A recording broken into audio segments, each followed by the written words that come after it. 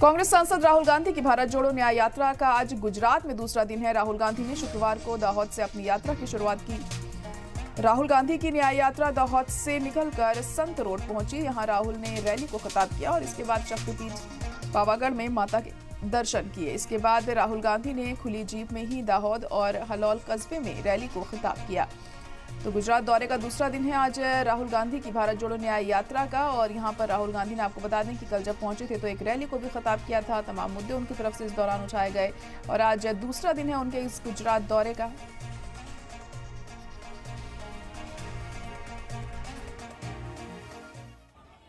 आपने राम मंदिर का फंक्शन तो देखा होगा। हिंदुस्तान के राष्ट्रपति का नाम क्या है? अरे भाई ठीक से बोलो। द्रौपदी मुर्मू। कौन से वर्ग की हैं?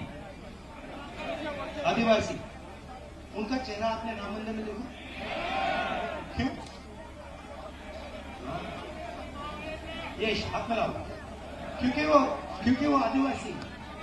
आपने राम मंदिर के इनॉग्रेशन में किसी किसान को वहां देखा? मजदूर को देखा? पिछड़े वर्ग के किसी व्यक्ति को देखा? वो झारखंड के चीफ मिनिस्टर को नहीं जाने दिया। आप सुबह उठते हो, मेहनत करते हो, कोई खेती करता है, कोई छोटा बिजनेस करता है, मगर आप जो सबसे जरूरी सवाल, जो अदानी हर रोज सुबह उठ के अपने आप से पूछता है, आप वो सवाल कभी नहीं पूछते।